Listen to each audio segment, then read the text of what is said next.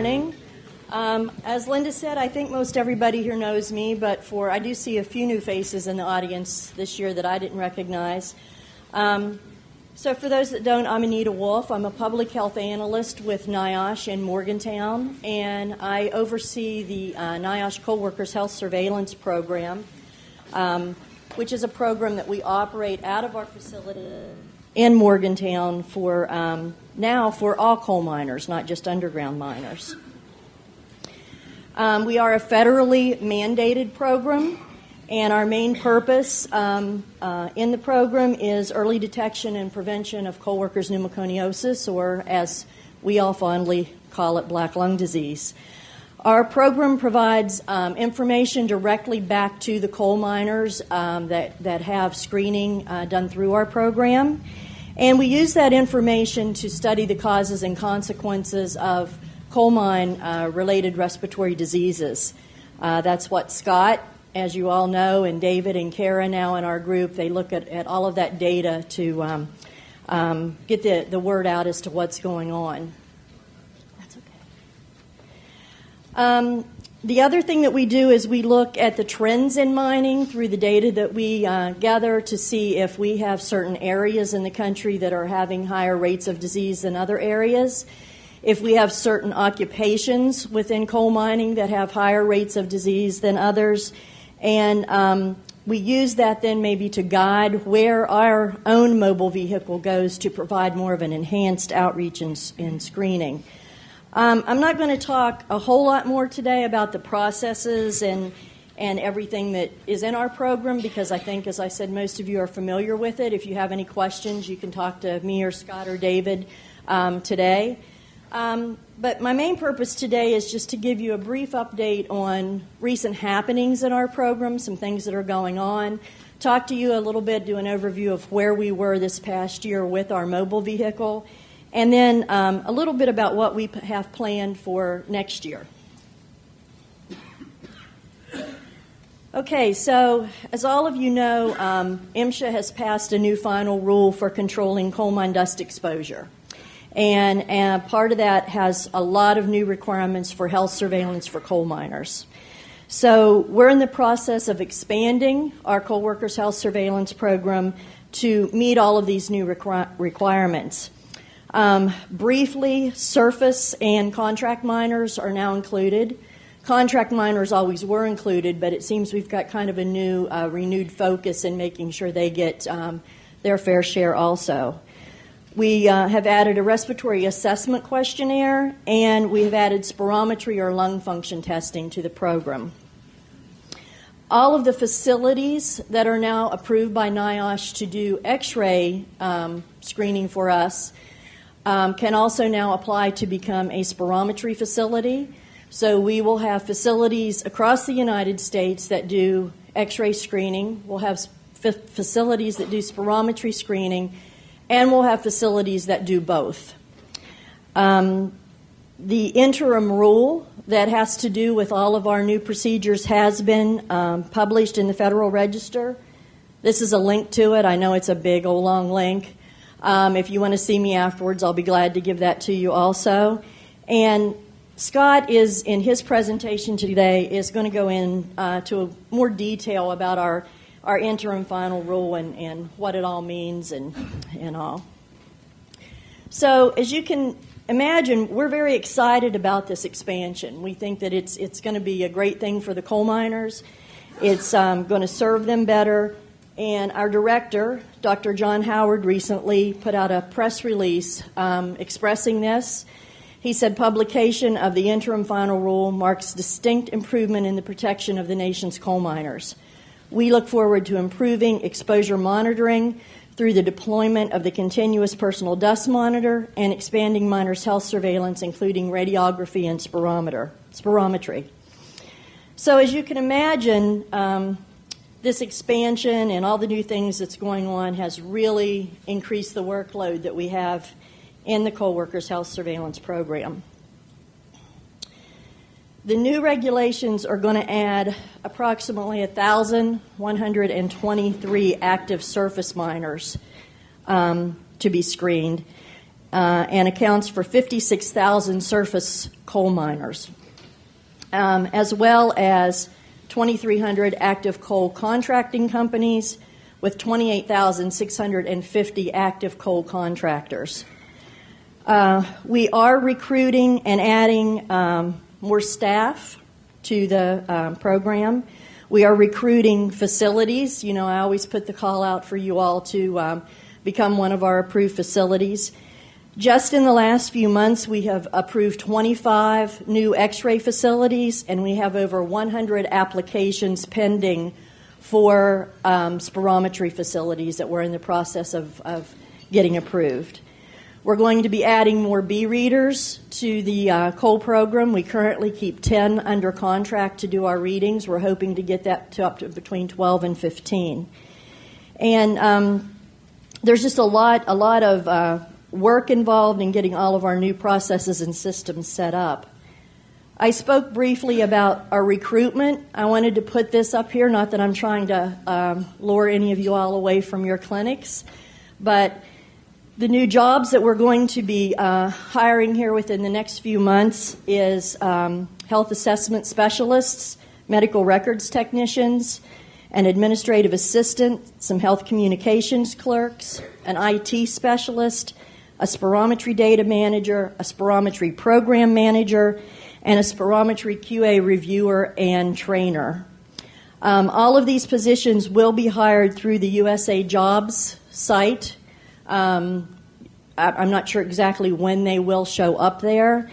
If anybody is interested, or you know anybody that would be interested in working with our coal team in Morgantown in one of these aspects, I would suggest you tell them to go to that USA Job sites right now and get a resume entered. And then when these positions are posted, you can link your resume directly to that particular posting. So it will save you some time. If anyone has questions about these positions, see me sometime today. I can give you a little bit more information about them also. So we're still working all of the kinks out in this expanded activity that is going on. However, we have set up a new website and updated our website. There we have some guidance for the facilities and the co-operators and the contractors. Some of the new forms are already up there. Some of the forms are still being developed, and we'll get them up as soon as they're ready. If you don't find what you're looking for at this website to help you answer any questions, you can always give me a call or send an email to our cwhsp@cdc.gov mailbox, and we'll get your answers for you. So that's the new things that are kind of going on. And as I said, Scott's going to give you a lot more detailed information on that here in a few minutes. Okay, in addition to these extra components that we added regarding the new dust regulations, we've been really busy this past year with our own mobile clinic. This year we continued our outreach to former miners. This is all the areas that where we made our stops this past year. We spent about 4 weeks in Oklahoma, Louisiana, and Texas, and I have to say that was probably one of the roughest trips I've ever been on. Those areas have had zero outreach as far as black lung disease. Most of those the mines in those areas are surface mines that do lignite mining. And when you talk to those miners about black lung, they look at you like you're speaking a foreign language. It's like, what is this disease? We can't get it. We're surface miners. And so we didn't do very well there. We ended up our 4-week survey with only 322 miners coming in. Very little cooperation from the coal companies in that area up until the last week that we were there. And then I had calls wanting me to change my schedule and come to mine sites. And I'm like, we can't do that midterm. We'll catch you next time. So I'm hoping that with some of the funding from the clinics, maybe some additional outreach can be done there, because I think they desperately need it. Then we spent about 4 more weeks out in southern Colorado, New Mexico, Arizona, and southern Utah. And there I think we redeemed ourselves, because at the end of the 4 weeks we had almost 1,000 miners that had participated in our program. We were called and invited to come back directly to the Navajo reservation, and I loved working with them. I had a lot of former miners that came in from the Navajo reservation, and actually have been asked to come back here in a couple years to do some additional screening there. Most recently, we provided screenings in Morgantown at the Post 5 Mine Rescue Contest, and in the Claysville, Pennsylvania area for the Bailey and Enlow Fork miners. Do I have in the audience this morning any former or active coal miners? If you'll just raise your hands. A few. Okay, here in a few minutes, and it may actually be here now, our mobile unit is going to be here today. We're going to be parked, I think, in front of the building. We are having a little bit of a mechanical problem with our generator that runs everything in the truck. My hope is that it will hold up and work, and any of you that are former miners or active miners are welcome to come out and go through the entire screening process if you want to today. I have forms, one form that we'll have to have you fill out that's a brief mining history and some demographic information.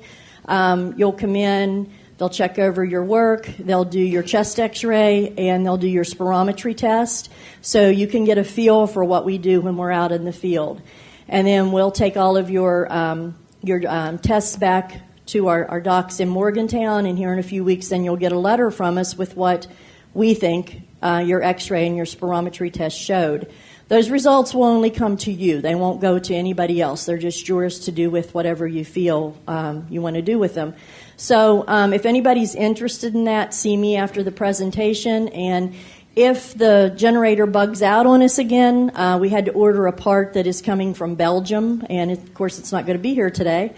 But we'll still do tours and show you all the mobile that we run around the country in. And it'll also give you all the opportunity to meet some of the crew that travels with the truck, that I'm really, really proud of those guys. We've also recently set up a Facebook page for the CWHSP. On this page, we post all of our schedules as to where we're going to be with the truck and when we're going to be there. And, of course, we love posting pictures of the coal miners that come in. With their permission, of course. They have to sign a release before we put their pictures up. And of some of the stops we make. So this is some of the places that we were. Probably of all the pictures, this one right here is my favorite. This was a 75-year-old Native American Navajo gentleman that came in on the Navajo reservation, did not speak a word of English, but I instantly fell in love. And he was just wonderful. His son was there interpreting for us, and he just kept telling us that his father was telling him how thankful he was that we were there trying to take care of him. So I have a new boyfriend. When we were in Colorado in 2007, we took a picture of this gentleman, Leon Cambridge. This is Leon in 2007 up here, filling out his paperwork. And this is the new mobile that we have that is going to be housed in Spokane with Scott's new program. So when we were back there this year, Leon came out to the truck, and he's like, I'm so excited. My picture's on the side of the NIOSH truck. So we had to take... So we had to take Leon a new picture in front of his old picture on the truck. But he was really excited and immediately sent it to his wife and said, I'm a rock star. Look at this, so. Okay, so next year, starting in mid-June and throughout July, we're going to be going back out west to finish the Northwest Former Miners Outreach. We'll be going through Montana, Wyoming, North Dakota, northern Colorado, and northern Utah. And then we're going to come back east and visit some sites that we've kind of overlooked and missed, mostly in the Ohio area. We'll be working with some of the folks from the Ohio clinics here to do some health fairs and some minor appreciation days and provide screening for them. For all of you that have helped us with outreach, and as I look around this room, there are so many of you that have come out, have helped us with outreach, have been there and worked with the miners as they come to the truck. I thank you, because our coal program in Morgantown would be nothing without the support from you all. So I think, we owe a big debt of gratitude to you all that are out there every day in the trenches, taking care of the miners and helping us with that. One thing I wanted to say is that, I talk about our focus for the year, and for the last few years it's been former miners. Even though that's our focus, that doesn't mean that's all that we accept in the mobile when we're in these areas. Whether we're focusing on surface miners, underground miners, miners from small mines or former miners, we welcome any miner that's in the area to come into the mobile and have their screening done. So finally, I have another question. Do I have anybody here in the audience today from McDowell County, West Virginia? I know Dennis is back there. Okay. Some of you are probably familiar with this young lady whose picture I have here. Her name is Elaine McMillian.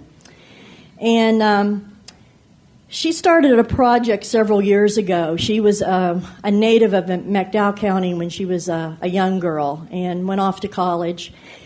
And her crew put together this documentary, and it's called Hollow.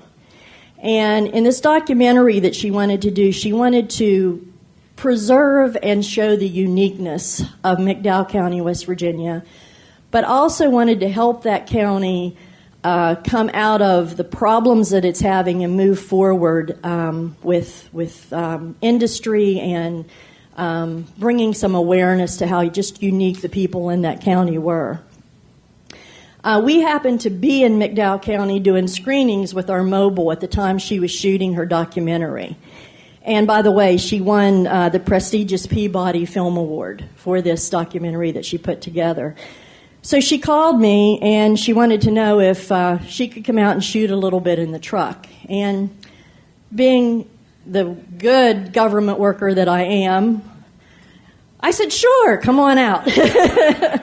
Without any clearance or without anything, but I thought it was important. I sometimes operate from the premise that it's easier to ask for forgiveness than permission. And this is one of those times I'm glad I did that. So she came out and she shot a segment in the truck. And I'm going to show you that segment. I'm very honored that she included this in the documentary. If you go to the website and type in Hollow, her whole documentary will come up. And it's probably a good 5-hour documentary just about McDowell County, West Virginia. So, like I said, I'm honored that she wanted to include us. And now if I can figure out, David showed me, if I can figure out how to do this, we will show this. Do we have sound now, David? You're supposed to, yeah. Okay.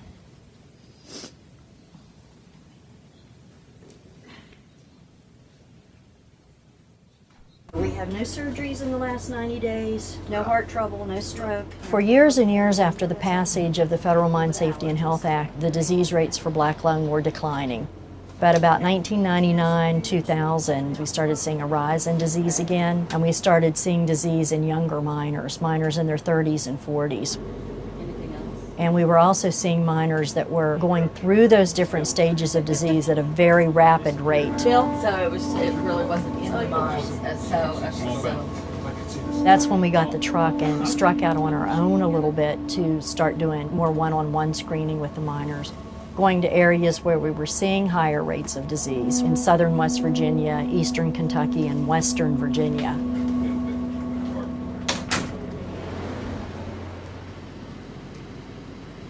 I don't know that we're ever going to have one reason why it's happening. One of the things is that there's a lot of thin seam mining going on now, which means the easy coal to mine has been mined, and the coal operators are going after the harder coal, the coal that's deeper. Whenever you do that, of course, you're cutting a lot more rock. You know, miners are working longer hours. All of the regs and everything that are in place now for dust levels in the mines are based on an 8-hour, 5-day-a-week work week. there's not a miner anywhere in West Virginia, Kentucky, or Virginia that's only working 8 hours a day. Probably none that are only working 5 days a week. Okay, right here. What? I always tell everybody, you know, it's not hard to figure out. You get black lung disease from coal dust, so obviously somebody's getting exposed to too much dust.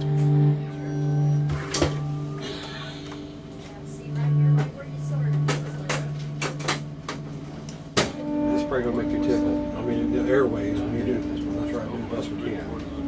Stay with the get the mouthpiece. Now blast it out. Stay with it. Stay with it. Stay with it. You're doing good. Now watch over here. Watch over here, kiddo. You're gonna see it flattening out. Just relax. Okay. Good job. How'd you do?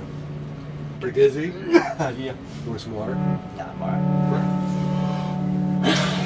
There you go. From the time a miner is notified or has any idea that he could have beginning stages of black lung disease, they have a very small window of time that they can apply for compensation. Some states is 3 years, some is 5, they're all different. These miners still want to continue working. Technically they shouldn't, because if they stay in the exposure, the disease is going to get worse. But realistically they have to, because it's the only thing in their community to do. It's either be a coal miner or be unemployed. So they don't want to know if they have the beginning stages of disease, because they're not going to come out of the mines. They don't want the compensation clock to start ticking on them, because someday, you know, they might need to draw the compensation. That? You got you all choked up, didn't you? Yeah. Hold on. Okay. Here is a record of your blood pressure today. A couple stickers to thank you for coming out, and you'll get your results in about 8 to 10 weeks. Yeah, I'm not only from West Virginia. I'm a third-generation coal miner's daughter. My daddy was a coal miner. I watched my dad die from black lung disease, and it's not a disease I would ever want anybody to get. You essentially suffocate. That's one reason I love my job so much, because I still feel like I'm honoring him. I'm still trying to do something in his name to help with this. And here's just kind of regular blood vessels and all, you know. This, I feel sure that our doctors would classify that as a normal x-ray. This is one from a gentleman we took here in southern West Virginia, and you can see all of the white markings that are on the lung. I mean, that x-ray should essentially, all of this area in here should be black. Yeah. This particular gentleman is in his mid to early 50s, so yeah, it's one of the worst x-rays we've seen probably in the history of the truck. I would hope I wouldn't have a job in 10 years. You know, I would hope that it would be gone, but realistically it's probably not going to happen. So that gives you a little bit of an idea of how our truck operates and what we do.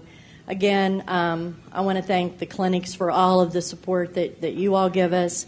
If there's any miners that want to try to do their screening today, see me. I'm going to go out and see if the truck is here and if we're operating, and I'm going to turn things over to Scott now. I think Scott got as choked up as I did there. I keep saying when I watch that I'm not going to cry this time, but I always do, because I think of my daddy. So.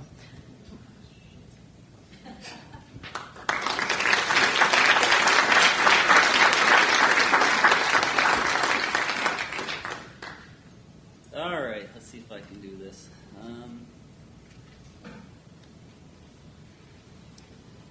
I'm going to talk a little bit about the IFR. Dr. Clapp yesterday got into some of it, and Anita just got into it. So I'm going to sort of try to breeze through that and get to some of our data. This currently is at the Federal Register. It's still open for public comment. So if you have any comments about the rule, that's open until August or October 3rd. So I'm going to talk a little bit about the impact of our new rule on the black lung clinics, on the health of miners, and then I'm going to switch focus and talk about some of the research that we've done in the last year since we've last reported to you, some of the upcoming research we intend to do, and then just really briefly touch on the Western Metal and Non-Metal Mining Initiative that we've put together for our Spokane group. So the key elements now for NIOSH surveillance of coal miner health include the occupational history, the chest radiograph, spirometry testing, respiratory health assessment. Is that better? And the expansion of the program to include surface miners. So if you're currently a radiograph facility that's NIOSH approved, you don't have to do anything related to changes in that form. So you will continue to use the miner ID form. That has not been changed.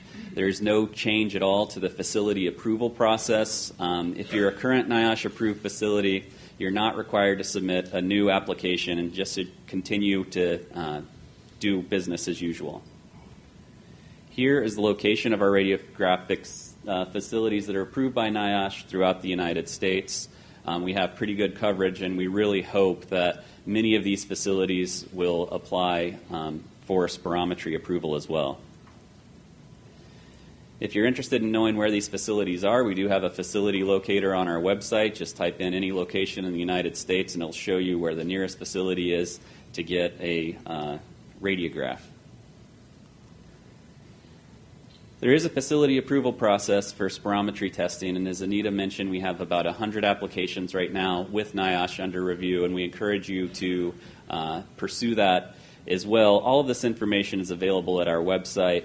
If you have any questions, you can certainly contact Anita, myself, David, Dr. Petzonk here today, who is really instrumental in putting together these specifications. But just briefly, what the impact of this will be is that facilities must be approved by NIOSH before they can provide spirometry tests and administer the respiratory assessment forms. To become a facility, you must submit an application form and supporting documentation, and all that is outlined in the rule and on our website.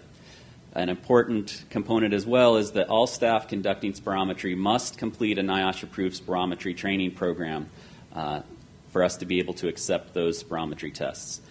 All of these technical specifications are available on our website and the internet. I'm making this presentation available through Dave Hayden, so all of these are active links. You can click on any of these to get the information.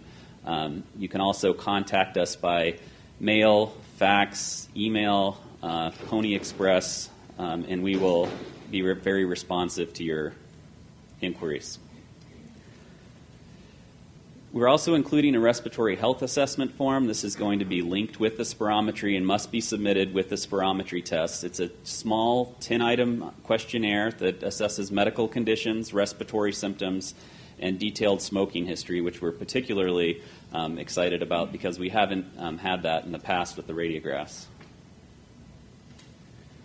The impact this is going to have on the health of coal miners, we think, is going to be significant. For one thing, and Anita just outlined this, we'll be adding all the surface miners and contractors to our normal program. So this is basically going to double the amount of coal miners that are eligible for participation in NIOSH surveillance. Ongoing spirometry testing provides an important additional measure, as I think we all understand. We're trying to do our best to make sure that that's quality data, and the respiratory symptoms is going to add even further sensitivity to what we do. As I mentioned, the docket's still open until October 3rd, so if you have any public comments, feel free to provide those by that date. So now I'm going to get to the meat of what I'd like to talk about, which is some of our recent research.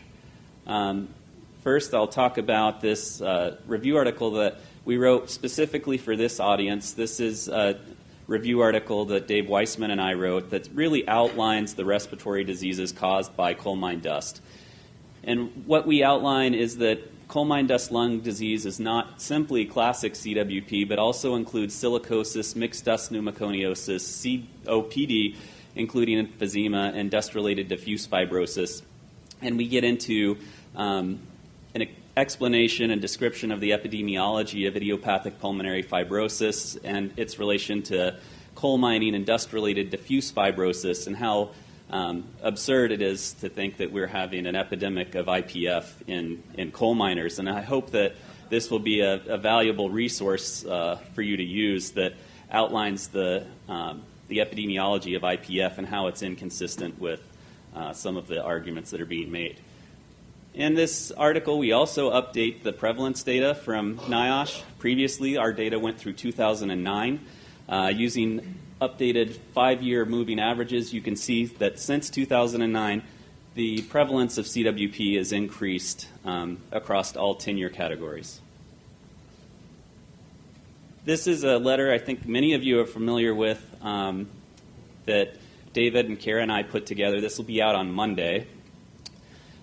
This is the prevalence of PMF among working underground coal miners with 25 years or more tenure in Kentucky, Virginia, and West Virginia. And this is what that graphic looks like, a dramatic increase from 1970 until the mid-90s, with an increase since then. I think what you can appreciate is that as an epidemiologist, if I see a curve like this and don't have any other information provided, what we really hope is that this is some sort of point source contact or some sort of acute infectious agent where Sam goes to school with lice and he gives it to Sally, and then boom, the entire school has lice. You deploy countermeasures and drop this curve straight back down in a very short period of time. What we hope that we don't see is that this is a chronic disease or a chronic disease of long latency, because if that's the case, we can start making pretty accurate predictions about what this curve is going to look like 5 and 10 years down the line. And knowing that this is progressive massive fibrosis, we don't have any expectation that this is going to be rapidly dropped just because it's loaded. This paper was mentioned. This is one that David put together, just recently published at OEM, looking at mine size. And the bottom line with this is that in Kentucky, Virginia, and West Virginia, that the rate of abnormal lung function is 1.5 times greater in small miners. This is mines with less than 50 employees compared to larger mines, and that CWP is over 2 times more likely. Another paper from our group that was led by Mei-Lin Wang and Dr. Petsonk. This was looking at the geographic patterns of both abnormal spirometry and CWP, and I think that what this really highlights is that those track very well together. Work that Kara Halden is putting together for us is looking at retired miners. This has been something that's raised at this conference quite often, that NIOSH surveillance is focused on working miners. We have done outreach to retired and former miners, and not surprisingly, the rates of disease are higher among retired miners compared to currently working miners. That abnormal spirometry is twice as common in retired miners compared to working miners, and that the associations that we're seeing with increased risk in Appalachia is maintained in retired miners as well. One of the passions that Kara has is for surface coal miners. She has followed up on progressive massive fibrosis that she identified in a much larger study of surface miners. And what she's identified is that PMF is still occurring among surface miners. The cases that she identified were in drillers and blasters, and that exposures are elevated in surface miners, especially drillers. This is from a patient that was in her case series, and these top 2 pictures were from the 1980s. This individual took pictures. That was one of his passions, and this is just representative samples of his working history. So these are 1980s on the top and 2012 at the bottom, and his physician told him that he needed to cease employment immediately, and he's currently waiting for a lung transplant. So moving to Spokane, we started a new initiative just last year, and our objectives are to assess the health of metal and non-metal miners, identify opportunities for prevention, and then improve their health. And the approach that we've taken is to assess the current knowledge of what we know about the health status of this population. We currently have a paper at the Archives of Environmental and Occupational Health, which I'm surprised we got published, but basically it says we don't know anything about the health of these miners. We're doing secondary data analysis, partnering with clinics to get data to look at miners who are currently being seen in these clinics, what they're being seen for. And then we're doing some primary data collection as well. As Anita mentioned, we have a brand new shiny mobile unit. Thanks to Anita for helping get this going. We're going to be deploying in the field next year for metal miners out west. So just to conclude, we've vastly expanded health surveillance for coal miners in the United States. There's still a major problem going on in the health of coal miners. And the new NIOSH Western Initiative will be seeking to look at the health status of those Western miners. So that's all I've got.